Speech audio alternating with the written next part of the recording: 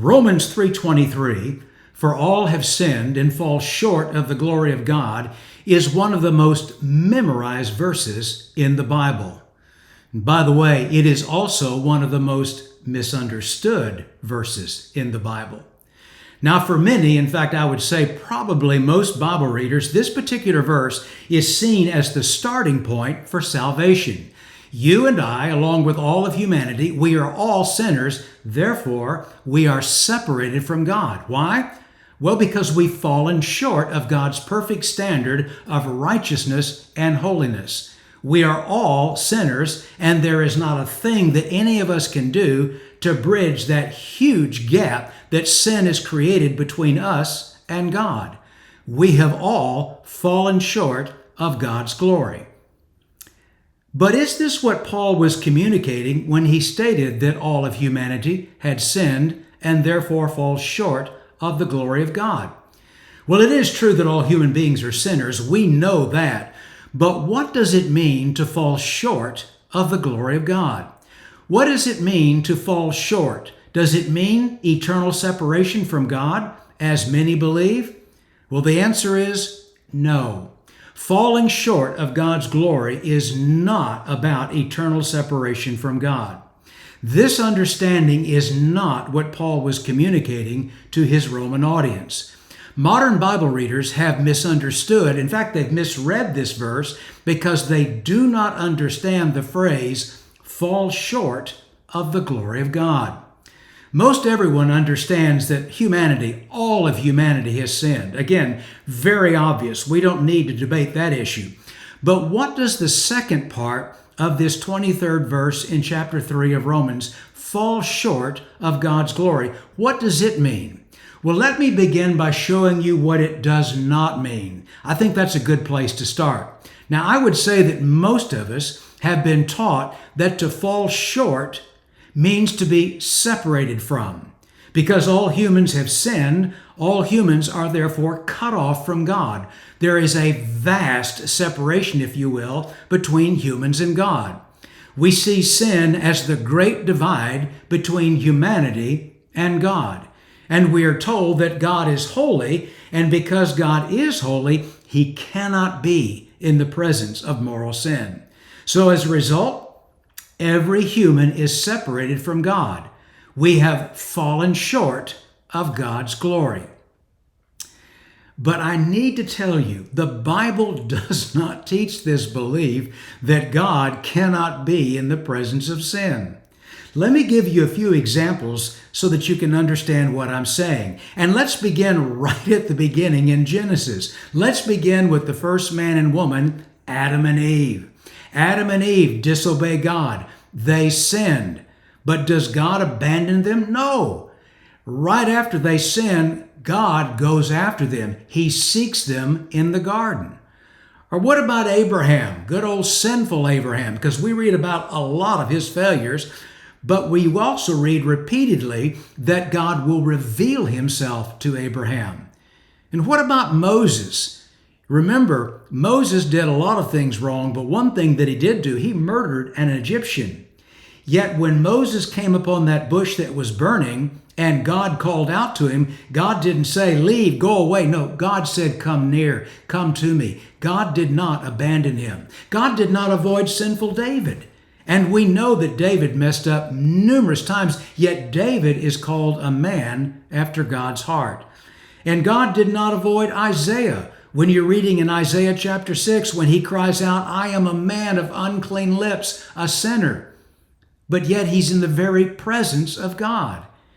And for that matter, Jesus, who is God in human flesh, he was called a friend of, sinners.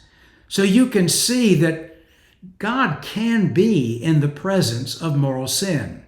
And when Paul wrote that all that fall short of God's glory, he was not stating that sin creates a great divide with humanity on one side and God on the other side. This was not Paul's point. And how do I know this to be true? Well, the Greek verb fall short, what it truly means is this. It means to lack something, To be deficient or to suffer the need of something. It does not mean to be separated from something as opposed to like a great distance between two things. It means lack, deficient. It's not a picture of someone attempting to jump across a deep divide only to fall short from landing on the other side. In Greek, fall short is to lack, to be deficient. And let's take this meaning to lack or be deficient one step further. This particular verb, fall short, is in the present tense. It's not in the past tense. Paul is saying that all of humanity is currently lacking or deficient in something. Let me repeat that. He is not saying that it's been done in the past. He's saying right now, whether it was back a century ago, whether it's now today, we are all, as human beings, we are currently lacking or we're deficient of something. We are falling short. We are lacking or deficient of the glory of God. Humanity currently lacks the glory of God. But what does the word glory mean? What is this glory of God that we are currently lacking every moment of every day? What is the glory of God that humanity is falling short of or being deficient of? Well, here's the good news. Paul does not leave us hanging. He's going to give us a big clue in Romans chapter 8 when he writes, "For I consider that the sufferings of this present time are not worth comparing with the glory," catch that, comparing with the glory that is to be revealed to us. "For the creation waits with eager longing for the revealing of the sons of God." Oh my gosh, did you catch that? Paul drops a bombshell. Paul believes that the glory of God is someday coming to Christ followers, and it will include the idea of becoming sons of God. God's ideal, which we are presently falling short of, we're deficient of, we're lacking, is that we will become sons of God. Let me make that a bit clearer. Humanity is designed to be embodied reflections of God. Again, humanity is designed to be embodied reflections of God. Remember when Jesus was transfigured on the mountaintop? This is what Matthew describes. His face shone like the sun, and his clothing became as bright as the light. Well, with this picture of Jesus being transfigured in our heads, let's read what John writes. "Beloved, we are God's children now, and what we will be has not yet appeared. But we know that when He, that is Jesus, when Jesus appears, we shall be like Him, because we shall see Him as He is." In other words, every follower of Jesus one day will be like the transfigured Jesus that Peter, James, and John saw on the mountain. This is why Paul wrote, "When Christ, who is your life, appears, then you also will appear with Him in glory." And again, why Paul writes, "And we all, with unveiled face, beholding the glory of the Lord, are being transformed into the same image from one degree of glory to another."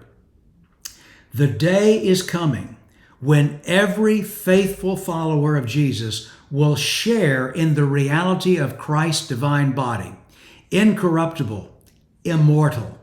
What we are now lacking, what we are now falling short of, what we are now deficient of, will become a reality. We will become the sons of God, the very ones that Paul writes that nature, creation, is longing to see. People, this is a heavy, heavy truth. Paul reveals what theologians call the divinization of mankind. And Peter makes that very clear when he writes, His divine power has granted to us all things that pertain to life and godliness through the knowledge of Him who called us to His own glory and excellence, by which He has granted to us precious and very great promises, so that through them you may become, catch this, partakers of the divine nature, having escaped from the corruption that is in the world because of sinful desire. Did you catch that? Becoming partakers of the divine nature. There is a day coming when we will be the sons of God. We will be partakers of the divine nature. We will see Jesus, and when we see Him, we will also know that as He is, so are we. Oh my! No wonder that Paul would write, "Eye has not seen, nor ear heard, nor have entered into the heart of man the things which God has prepared for those who love Him." Yes, all of humanity has sinned and currently falling short of the glory of God. But one day, that falling short, that lacking or being deficient of the glory of God will be remedied. The follower of Jesus will become a partaker of the divine nature. God's glory will finally be realized in full. Wow.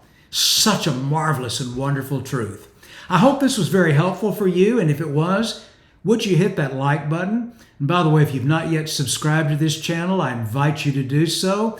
And again, any comments that you may have regarding this text or any text, please let me hear from you. But again, I do appreciate you taking the time to watch the video, and as always, God's very best to you.